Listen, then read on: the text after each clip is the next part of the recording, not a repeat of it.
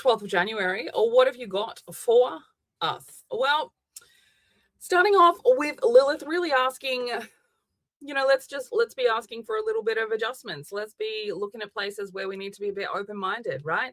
2:50 a.m., a little bit of an annoying vibe here, okay, where you might be like stuck in a mentality in a lot of ways, right? But we are looking at Lilith's new adventure as part of this.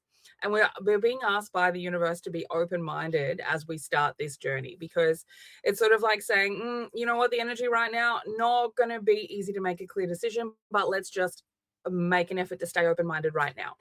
And now when we get to 3:13 a.m., Venus is going to square Chiron. Okay, so this is happening at the Capricorn degree. Venus is in Capricorn. Chiron is in Aries direct now. So we are forward moving away from all of that retrograde Chiron stuff that we've been dealing with that has been really showing us where this Chiron wound, where the wound from our childhood around our identity and how much space we're allowed to take up, how that has been running some kind of secret authority over your life without you knowing it, okay? And we've really been able to look into that, okay? We've only got a few more months left of the 7 to 8 year Chiron cycle in Chiron. So we're almost done. We're going to have Chiron move into Taurus. So this is where we're sort of taking responsibility for the way in which that childhood wound shows up in our relationship dynamics or shows up at work. So let's take a closer look at it. Okay, this is the exact moment that Venus is going to be making its square to Chiron. And as you can see, being that the Sun and Mars down here are very fucking close by, they are also involved in this square. They are also still making an opposition with Jupiter. So Jupiter has moved into the 8th house at this time, and it will be at 19 degrees, which is a Libra degree, and it talks about cause and effect. So we have this opposition still going on that is saying, like, where are you trying to control yourself or someone else or the relationship? Venus is asking, where are you committing to in this relationship? And the Sun at 21 degrees is looking for a higher wisdom in all of this.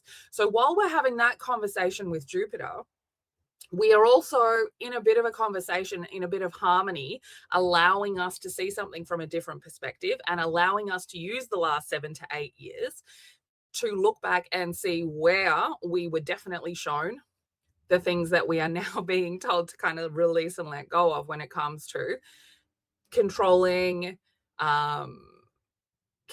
love, controlling yourself in love, all of those things I just mentioned, all right? Worth. What is your worth? When we seem to get this Chiron wound involved, it really is kind of checking in with that, right? How does the wound from your childhood make you feel worthy of things? And now if this shows up at work, it's still asking the same question, right? It's still asking the same question. One of the things that might come up during this transit, because we will have Chiron and Saturn and Neptune will be in the 5th house when this is coming up. So the 5th house, as much as it is about fun and pleasure, it is also related to the childhood, to our childhood, right? To being childlike. So there is some aspects of the 5th house that do include this feeling of powerlessness when we were a child. So when we have Saturn and Neptune and Chiron all in there, one of those things that it's going to be telling us about is where we may have felt powerless to discipline ourselves or do things our own way or make our own values, especially when it comes to the father or the ancestral energy, right? So the father's ancestral energy also, okay? So we need to make a conscious effort to be like really redisciplining ourselves and putting in our own values when we're having this aspect, because we've got that little green line down there that tells us we need to start making a conscious effort, that we need to start exploring where inner values from childhood no longer apply. And that's going to be a lot easier because very likely that Venus Chiron square, it's going to show up something in a relationship dynamic or at work. And yeah, it's at 3:13 a.m., but we're going to feel this throughout the day. Venus takes a little while to move. So we'll probably have this for about half a day. Okay, so you will still be feeling this early on in the morning at work. Okay, so then the moon's going to buy quintile Saturn, because of course it is, because that's exactly what we need after that. Okay, so that is really the moon, which is at 3 degrees of Scorpio now, which is the Gemini degree. So that little bit of a story there, that half an hour story right there, is saying that you need to let go of something when it comes to Taurus related qualities, right? By quintile, let go of the idea. 2 degrees, 26 degrees are Taurus related qualities, right? So somewhere where maybe you're a little bit stubborn, somewhere you have values locked in around abundance, around money, around identity, and we're trying to just be open-minded. Remember, sextile to Lilith, being open-minded, letting go. So the biquintile, it can be a little bit hard to see what it is that needs to be let go of, but with Saturn involved, okay, it's going to be something about an inner value or a rule system or something that you're using to judge yourself by, or where you need to take responsibility for something, okay? And what you need to be letting go of is within that realm. And be careful with this aspect, because the Scorpio moon, Scorpio is on the axis of possession. Okay. So this is something that we might be holding on to, not only stubbornly, but possessing it. Okay. Now at 4:02 a.m., when we get this square to Pluto at 3 degrees, the Gemini degree, we get this access to a little bit more curiosity. Okay. When we're easing up on that stubbornness. All right. We don't have Saturn there either. So we don't have that hardness, right? Now a square is a hard aspect, however, but the Aquarius Pluto is allowing us to kind of look into this space. And it might not be easy, right? Because the square does cause a lot of inner friction. And it's where we're looking at this concept of Scorpio wanting to like invest in something long term, and Pluto in Aquarius is quite electric, right? And it wants to just create new things. So there's a little bit of a battle here, because we're trying to move quickly with that 3 degrees or with that Aquarius energy. And we're trying to learn something through this friction. But the moon in Scorpio could be dragging us down with too much noise around deep feelings, okay? And this could be a battleground as well. With that being a Gemini degree, that square that is normally an internal friction could show itself on the outside, and you might get into a bit of a fight, especially because Mercury is getting involved in that next aspect, which is also at a Scorpio degree. Okay, so 4:43 a.m., when we get to this quintile with Mercury, at the Gemini degree, you can almost guarantee that someone's words are going to fucking piss you off. Okay. Someone thinking that, they know more information. It's likely that both people think they know more information, but someone is looking at it more from an emotional kind of spiritual perspective, and the other person is looking at it more from a more grounded, this is my fact kind of perspective. But something to be aware of just in this morning space, because we've got Neptune involved as well. There's a lot of energy around in that morning space that can lead to some manipulative conversation, that can lead to some kind of secretive, manipulative shit. All right.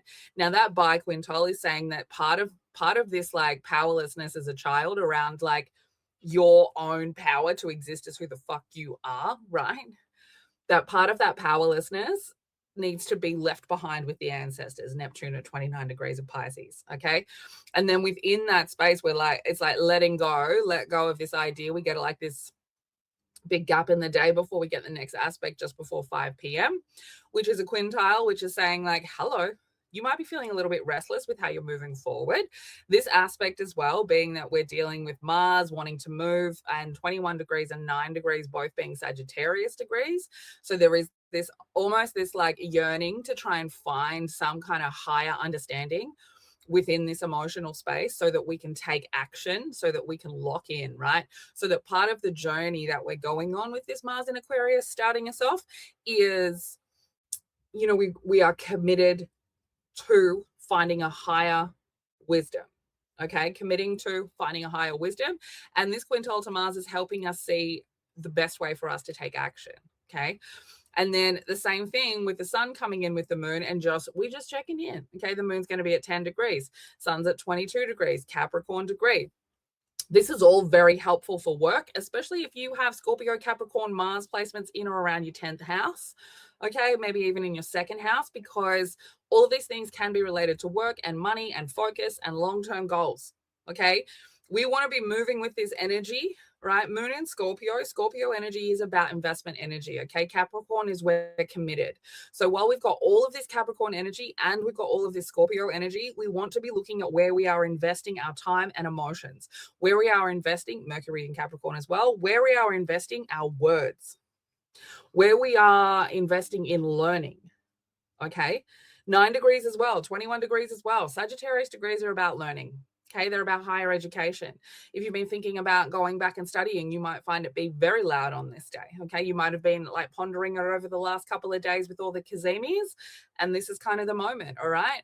And then we get the trine to the node, right? Now at 10 degrees, again, the Capricorn degree, the moon is in Scorpio at the Capricorn degree. This is really being able to make that commitment to your emotional healing, make the commitment to your emotional understanding of self, and also to be focused and think of some kind of long-term goal that you're investing in here, okay? Because, you know, trines have this natural harmony where they are working together. There's some kind of easy flowing energy within this space around 6:38 p.m. And with that quintile before and after, it's, you know, it's trying to show you where there is some kind of creative gift that's being left behind. And if you just look at that quintile to Venus, that's both of those are Aquarius degrees. All right. So part of this energy is really asking us to look deeply into some of our wound placements that we have shame and guilt or we don't want to face because they seem very dark, but look in there. It's telling us that we're stronger now. It's telling us that while we're in Capricorn season, some of the emotion is a little bit dampened, right? Chiron's direct. The emotions are a little bit dampened around some of these spaces right now. And not non-existent. We are still feeling them, but it's like we're feeling them from a distance, right? We're not in them. We're feeling them from a distance. And while we're feeling them from a distance, we're able to really understand what their purpose is. We're able to organize that kind of thought processes around these emotions that can get out of control with feeling shame, feeling guilt, feeling like we're too much for people. And so when we get to this 9:15 p.m. moon quintiling Venus at the Aquarius degree, we also want to be making sure that part of what we are committing to when it comes to ourselves and our relationships is being authentic and unashamed of our requirements for intimacy, for emotional depth and understanding, and also for acceptance of our spiritual natures, right? Which are all quite individual to us. And it's this recognition of we have to commit to being authentic, especially right now. We have lived in this world of rules for so long that as we move into the age of Aquarius more deeply, we do have to be conscious about committing to coming back to us, coming back to center. Now, this super helpful but very fucking annoying aspect at 10 p.m. could bring up a little bit of anxiety, especially if you have been dealing with some authority clashes throughout the day, which you very well could with that Venus square. But this is happening with the moon at 11 degrees, which is the Scorpio degree. Sorry, the Aquarius degree in Scorpio. And we've got Saturn at the Taurus degree in Pisces. So Saturn at the Taurus degree in Pisces, stubborn, but we're looking at money, the material world, how we fucking do shit, right? The external reputation, the, you know, bringing something into the material world and asking what's it worth now. Okay. So Saturn very much asking about what's it worth, holding on to old values. And Scorpio at the Aquarius degree, again, it is asking what you're, you know, looking to invest in when it comes to your own emotional space has to be authentic to you. But a sesqui quadrant is going to say the reason why you can't lock into your own authentic depth of emotion is because of this outdated belief system that keeps triggering you, right? So Saturn is here saying you need to take responsibility for the fact that you have this trigger, that when some kind of guilt or shame comes up around something that belongs to you, around an idea that's authentic to you, around you being a fucking weirdo, it triggers you back into an old pattern. Okay. And so the sesqui quadrant is like, make a decision here to notice the pattern and not go back into it. So yeah. Big, like, I mean, January is huge. The first couple of months in 2026 are huge. Let's get a card for the 12th of January, please. Let's get a card. Number 10. The communion of tender souls. Isn't she cute? I mean, this really feels like two people coming together, but like with spirit. Like coming together with spirit. Coming together and being gentle with each other, right? Because look at them, they're holding this little butterfly.